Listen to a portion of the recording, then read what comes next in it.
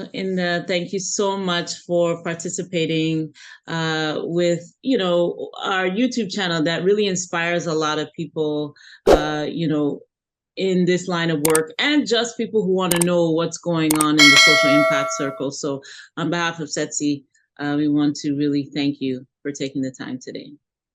Thank you so much, Matt, and thanks for having me here. Oh, you're welcome. All right, so we always begin our sessions by acknowledging the original stewards of the various lands that we are on. We also acknowledge our ancestors. We acknowledge all those who toiled without compassion or compensation. We acknowledge all the elders and community stalwarts whose shoulders we stand on as we build, share, learn together for our collective liberation and sovereignty. So if you can please do us the honors by introducing yourself to our listeners and viewers and tell us about your remarkable work. Yeah, thank you so much, Maat. So I think I'll start also with saying where I'm at. I'm based on the Siknik district of Mi'kma'ki, the unceded and unsurrendered territories of the Mi'kmaq, which is also colonially known as Moncton, New Brunswick, or the city is part of the Siknik district.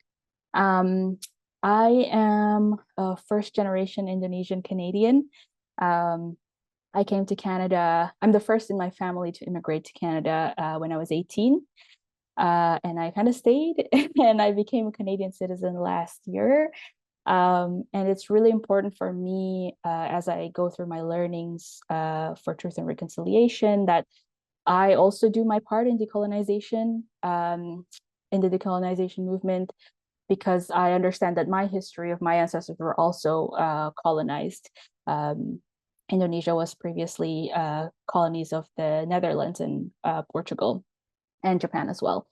And so my work is, I'm a writer, I'm a storyteller. I also am a facilitator and a communications professional. The container of all of this work that I consider my storytelling practice is my company called Akar Communications. I call it Akar, which means roots in my native tongue, Bahasa Indonesia, because I believe that stories root us, but also sometimes it's so rooted that it's hard to, or we might believe that it's hard to change. So I think that rootedness and also a feeling of uprootedness of me being, an immigrant and also growing up in different places, it kind of solidifies that name for me. And my work focuses on two things. That is helping social purpose organizations and change makers tell their stories, and also cultivating spaces where diverse storytellers can share what they have. And I do this primarily through shaping communication strategies and narratives with social purpose organizations. And I also write or create some of those content with them.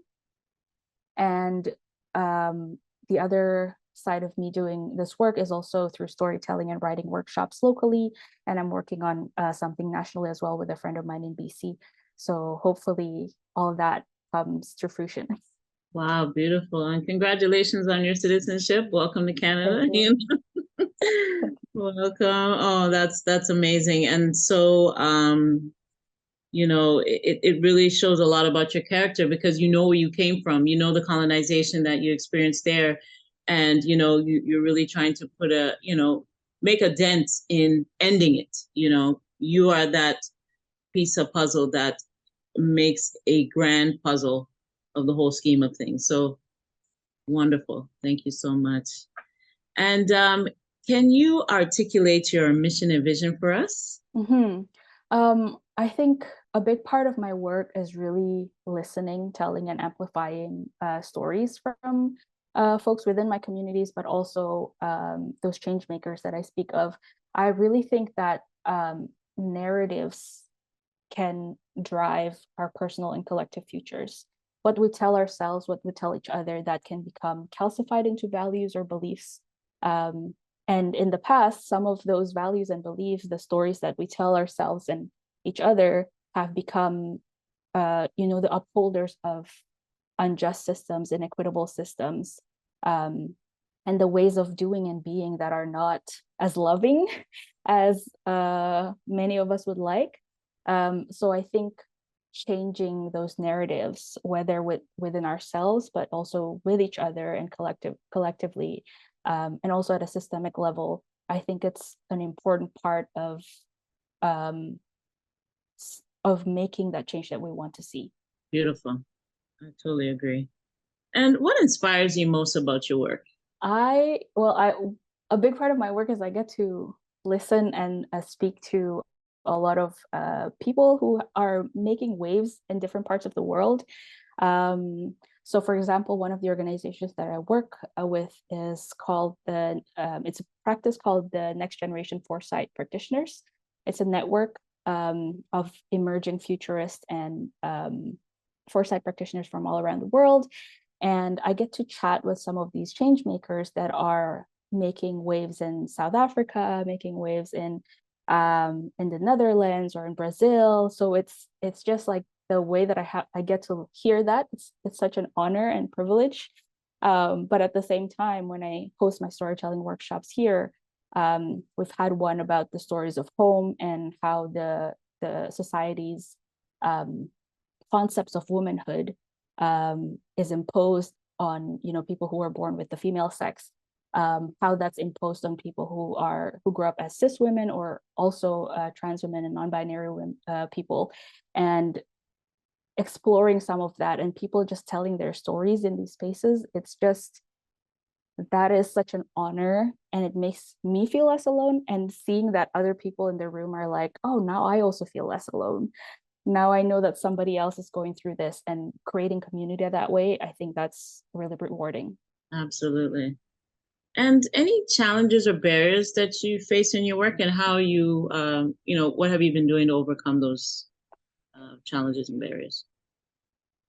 Yeah, one of the biggest challenges I think is the perception that storytelling is something they can do on the side of the table, on the side of the desk, without much of a narrative strategy or clear objectives.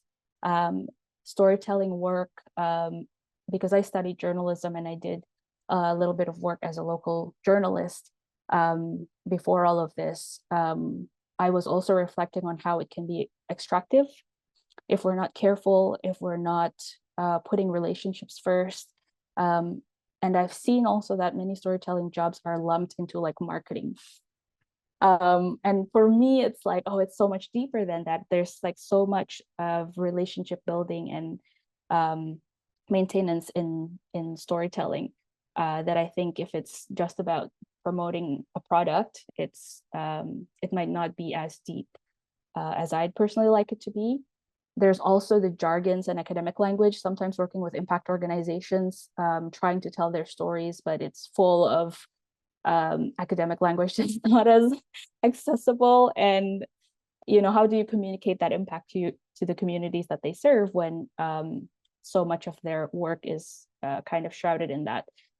So some of the barriers, those are some of the barriers, but I think one of the ways of overcoming it is really bringing it back to the human, usually who's at the center of those stories, at the center of those impact, and then bringing those stories out, working with those humans in relationship with them. Exactly. And like, for me, I'm a visual learner. So although, the jargon can be very academic, if we bring it down, what they call it layman's terms, or put it in, a video or something, so I can actually see what they're saying and what they're doing, so that would be an effective model as well. So I totally agree.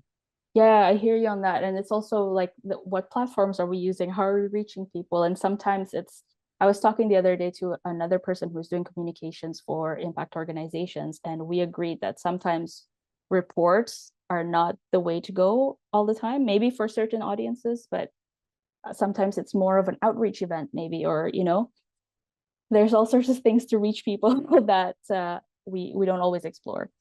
Exactly. Because, in this line of work, a lot of people that, especially, just regular community folks, they'll be like, wow, I didn't know. I had no idea, so that boots on the ground, that's that's the air I come from, boots on the ground, in front of the mall, in front, at people's cars. Hey, do you know this event is going on that can help you A, B, and C? So sometimes we do need to step back into that because it's very effective. Mhm. Awesome. So do you have any key priorities in your work right now? Right now, my priorities are, I've been thinking about this actually. I've been thinking about how, like, there's so many things to solve in the world all the time. And I was thinking of like, where's my skills most useful? Because I noticed that there's cycles of outrage and you react, and there's outrage and you react, but like, how do we make sure that we're useful for the longer term? And I've been thinking about that, and there's more clarity in helping shift those narratives. And I do that through those two things that I mentioned before.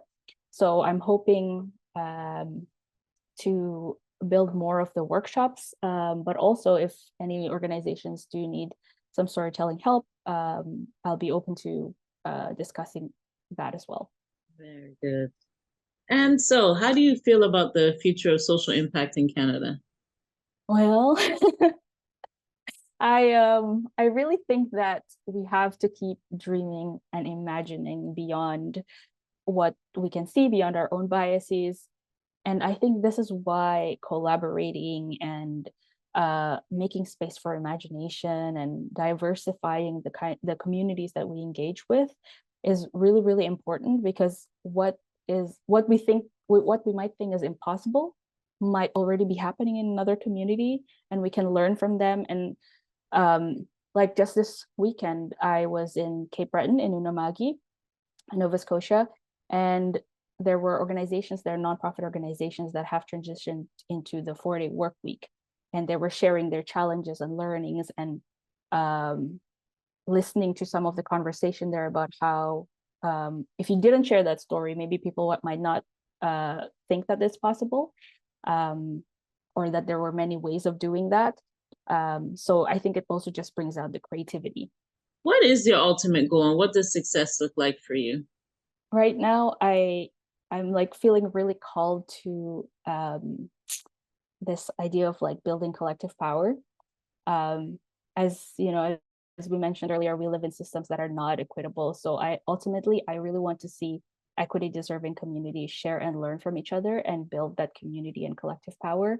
Um, and through storytelling, it is one tool that does that, but it could be any other ways.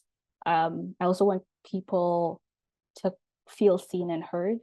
Hopefully, there's a lot of people that are suffering in silence. And I also want to see a narrative change that really leads to that values change. So it's like really deep. And I think that's as much a transformation, a personal transformation, as much as it is collective transformation. Absolutely. And you're touching on, collaboration, and it's so true because there's a saying somebody has previously interviewed, is collaboration is the only solution for systems change. And it's so true because, like, you have one organization that has a certain sector of, community that they've built. You can have another one. And so, like you said, if you think something is impossible, that other who can have already came to a solution to, the unimaginable to us. But if we come together and collaborate, boom, solution. Yeah, Everybody. exactly. Yeah, um, it expands our imagination too. exactly. All right. Well, this has been such an informative and very inspirational interview. And I really, really appreciate this so much. So the last question I have for you is, do you have any closing thoughts or calls to action at this time? I think I have two.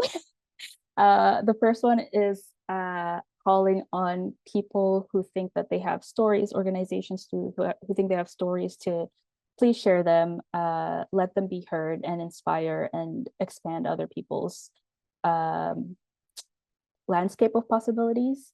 And the second thing is, I'm going to plug one of the organizations I work with, Next Generation Foresight Practitioners. We have a fellowship currently that is accepting applications from people globally, working on the futures of democracy and governance, intergenerational futures, indigenous futures.